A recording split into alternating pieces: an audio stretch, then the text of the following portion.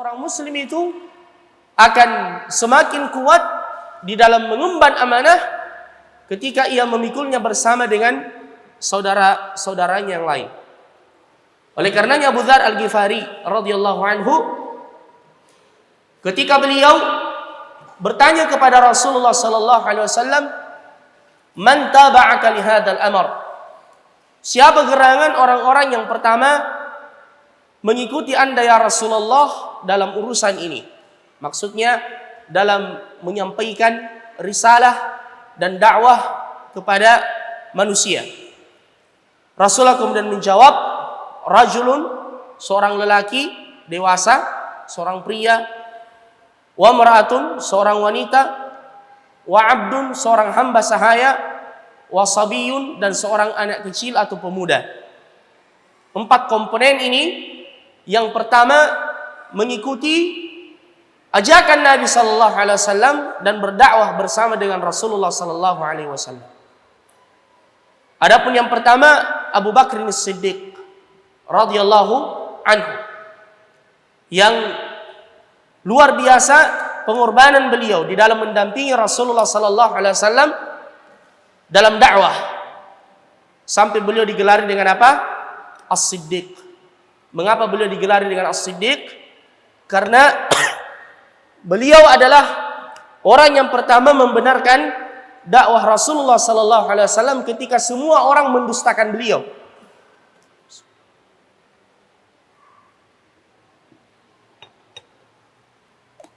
Terutama setelah perjalanan Isra dan Mi'raj Rasulullah sallallahu alaihi wasallam, di pagi harinya beliau menceritakan peristiwa itu, bahwasanya beliau diperjalankan dalam satu malam dari Masjidil Haram ke Masjidil Aqsa, kemudian diangkat ke langit yang ke-7, ke Sidratul Muntaha, dan kembali sebelum fajar. Akhirnya orang-orang kafir Quraisy mendapatkan bahan, mendapatkan senjata untuk kemudian mendustakan Rasulullah sallallahu alaihi wasallam.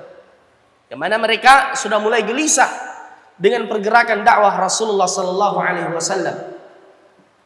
Orang-orang mengikuti dakwahnya Nabi sallallahu alaihi wasallam. Akhirnya mereka mendapatkan bahan ini, mereka menyebarkannya bahwasanya benar Muhammad itu majnun, orang gila. Masa dalam semalam dia mengaku diperjalankan mengunjungi Baitul Maqdis, kemudian diangkat ke langit yang ke-7, ke Sidratul Muntaha. Ini adalah merupakan sebuah kegilaan. Ya, dan betul senjata itu ampuh. Yang ragu semakin ragu. Ya, bahkan orang-orang kafir ini semakin menertawakan Rasulullah sallallahu alaihi wasallam. Namun ketika berita ini disampaikan kepada Abu Bakr As-Siddiq radhiyallahu anhu, beliau kemudian berkata, andaikan ia yang mengatakannya, aku mempercayainya. Sungguh aku telah mempercayainya yang lebih dari berita itu, yaitu tentang Al-Quran yang diturunkan kepada Rasulullah sallallahu alaihi wasallam. Jadi yang pertama adalah Abu Bakr As-Siddiq, sosok sahabat pendamping yang kata Nabi sallallahu alaihi wasallam, andaikan keimanan umat ini diletakkan pada satu timbangan, kemudian imannya Abu Bakr As-Siddiq diletakkan pada timbangan yang lain, maka masih lebih berat imannya Abu Bakr As-Siddiq radhiyallahu anhu. Laisa bikathrati salah, bukan dengan banyaknya salat yang beliau kerjakan, walaupun beliau adalah orang yang paling terdepan mengerjakan perintah Allah Subhanahu wa taala dan meninggalkan larangan Allah dan Rasulnya. Bahkan Umar yang berusaha untuk menyaingi Abu Bakr As-Siddiq dalam kebaikan dan tidak apa bersaing dalam kebaikan, itu bagus. Itu akhirnya mengalah, dia mengatakan tidak ada yang mampu mendahului Abu Bakr As-Siddiq. Namun kata Nabi, bukan itu yang memberatkan timbangan amalan dan keimanannya Abu Bakr As-Siddiq. Bukan dengan banyaknya puasa beliau, bukan dengan banyaknya sedekah yang beliau keluarkan. Kita tahu Abu Bakr ini berinfak dengan hartanya, karena beliau salah seorang di antara sahabat Nabi yang terkenal dengan kekayaannya. Beliau yang membeli semua budak-budak yang disiksa oleh majikannya, termasuk Bilal ibn Rabah, sampai turun pujian Allah Subhanahu wa taala di dalam surah Al-Lail, ya, alladzi yu'ti malahu yatazakka, yang menginfakkan hartanya, yang mensucikan jiwanya. Wa ma li ahadin indahu min ni'matin tujza illa bitigha'a wajhi rabbihil a'la. Ayat ini pujian yang diturunkan kepada siapa?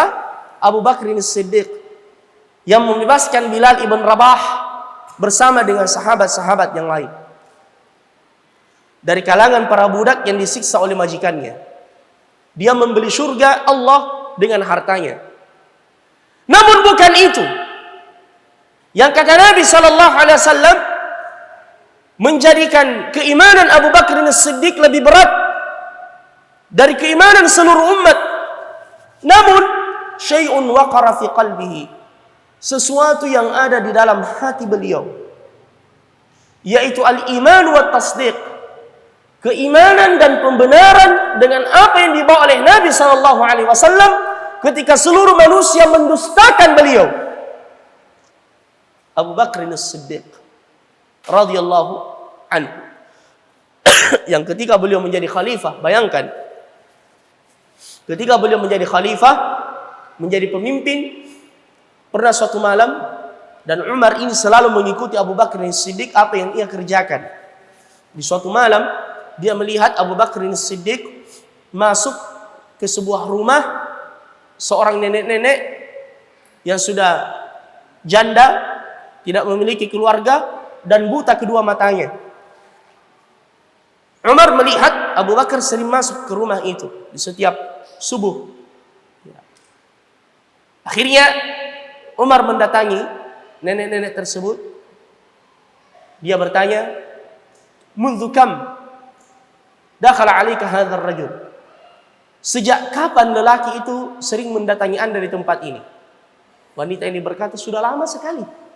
Dan saya tidak mengenal siapa dia. Dia datang membersihkan rumah saya, memasakkan makanan untuk saya. Kalau sudah selesai dia pergi. Besok dia datang begitu lagi. Dan dia tidak tahu bahwasanya yang datang itu adalah khalifah Abu Bakr As-Siddiq." Sampai-sampai Umar yang pada awalnya ada sedikit syak, dzan, prasangka apa yang dikerjakan Abu Bakar di situ. Akhirnya dia kemudian menangis dan mengatakan, "Qad at'abta man jaa'a ba'daka ya Abu Bakar." Sungguh engkau akan membuat orang yang datang setelahmu itu menjadi letih dan capek, wahai Abu Bakar.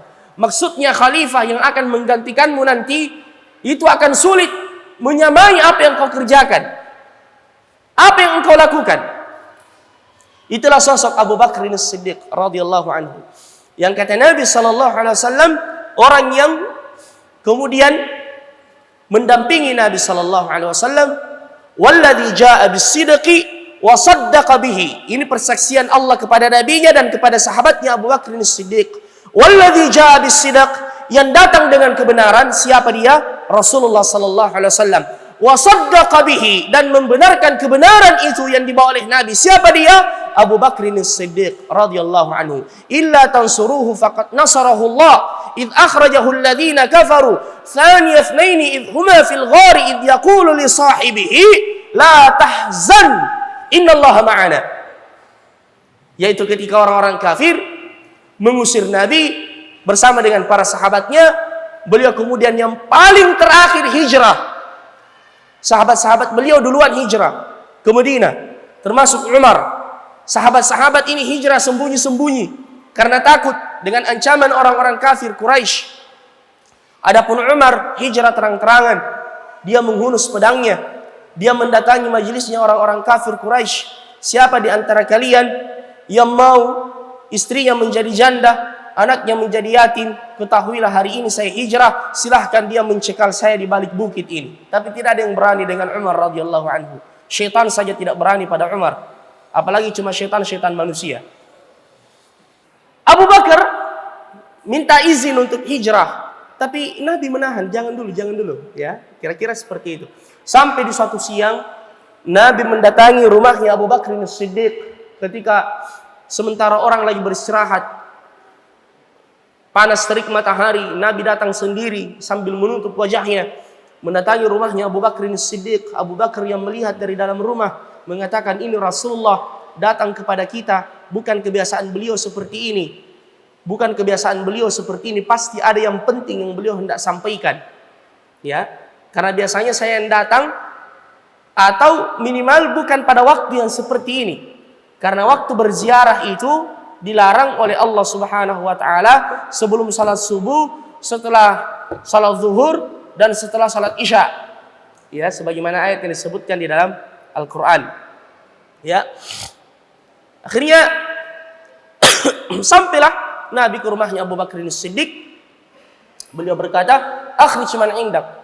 Keluarkan semua yang ada di rumah ini. Ada berita rahasia yang beliau hendak sampaikan. Beliau mengatakan, "Ya Rasulullah, semua yang ada di sini adalah keluarga Anda. Aisyah, kemudian tidak ada orang lain ya Rasulullah." Akhirnya Nabi menyampaikan, "Sesungguhnya Allah mengizinkan aku untuk hijrah wahai Abu Bakar."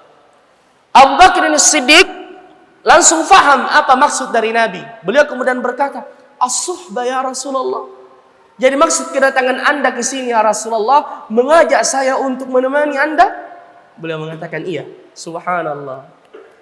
Ini mangkabah kemuliaan buat sahabat yang mulia Abu Bakr As-Siddiq radhiyallahu anhu, lelaki yang pertama yang disebut oleh Rasul kita Muhammad sallallahu alaihi wasallam.